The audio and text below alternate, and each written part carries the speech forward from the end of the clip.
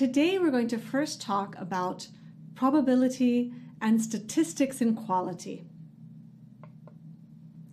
The learning objectives for this session are to explain the difference between probability and statistics, give an example of measurement and attribute data, and to describe how statistics are used in the field of quality engineering, and finally to list major statistical methods used in quality engineering. So to start with, though, we're going to start this entire section, because it's a long section, with a game. So I'm going to flip a coin, which is a euro. And for every number, every single one of you will receive €1 from me. And I'm going to then flip it again, and for every eagle, you will have to pay me €1.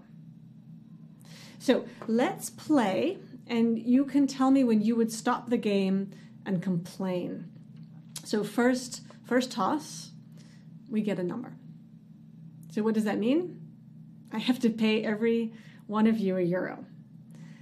For the second toss, finally, good, an eagle. So now I get to have all my euros back. So I'm going to toss the coin another 8 times.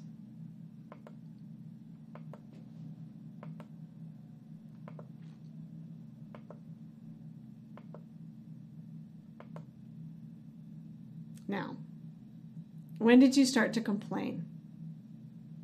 We have 10 tosses.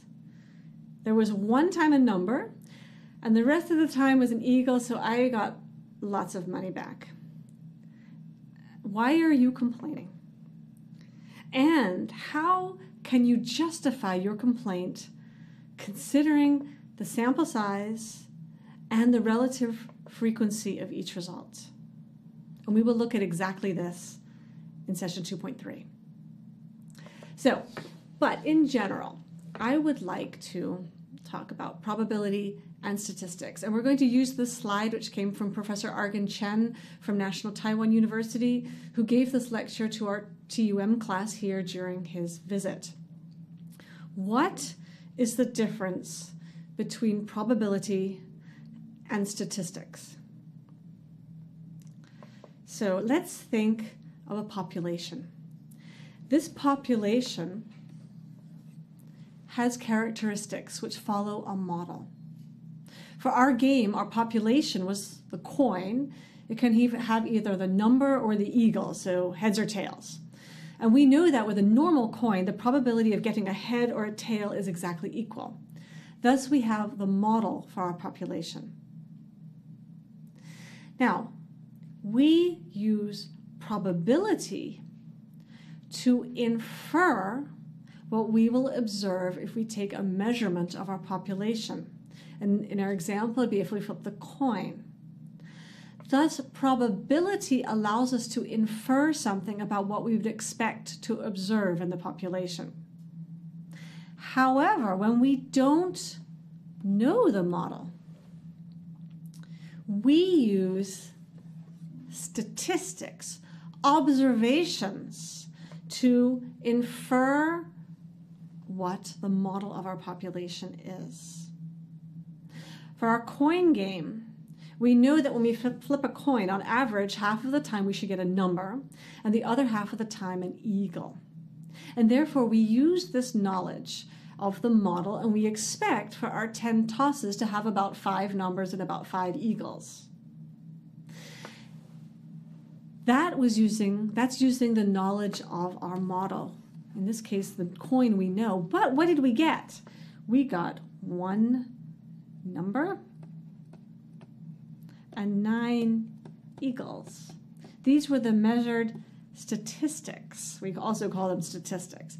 So statistics then tells us that what we observe should let us know what our underlying model is. And I would think in this case, we would say that we do not have a fair coin.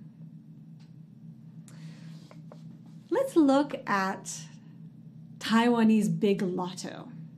Here, you can choose 6 numbers from 49 and expect, in the hopes that you'll win the big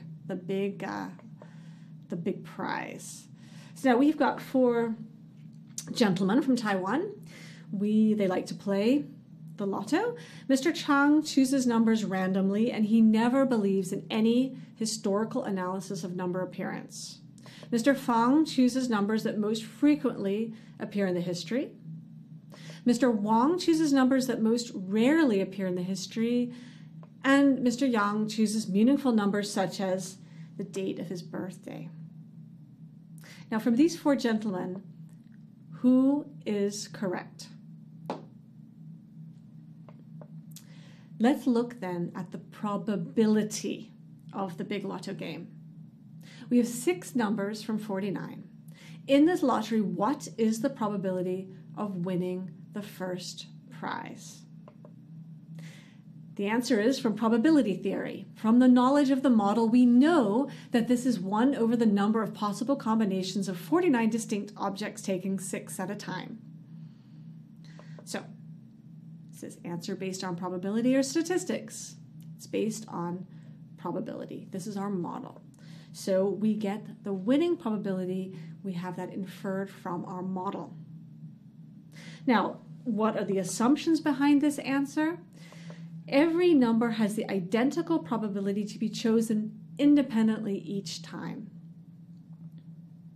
Let's look now at the statistics of Big Lotto. What are the statistics in the Lotto problem? In other words, what numbers do we expect to appear? Again, the answer, statistics is used to estimate the appearance probability of each number. And how would we do this? We would infer the model from the sample, from the observations. So let's go back to Mr. Chang, Mr. Fang, Mr. Wang, and Mr. Yang. Who was correct? Now, Mr. Chang chooses numbers randomly and never believes in any historical analysis of number appearance. What does he believe in? Does he believe in probability or statistics? And here, if you answered probability, be right. Mr. Chang believes in the model. Now, Mr. Fang chooses numbers that most frequently appear in the history. What does he believe in? Does he believe in probability or statistics? He believes in the statistics. He believes that what you observe will then help you predict what will happen in the future. Now, Mr. Wang chooses numbers that most rarely appear in history. He's got an interesting way of thinking about it, but he's also looking at the observations and then drawing a conclusion. Then we have Mr. Yang. He chooses meaningful numbers such as the date of his birthday. And I think we could easily quite say here that he is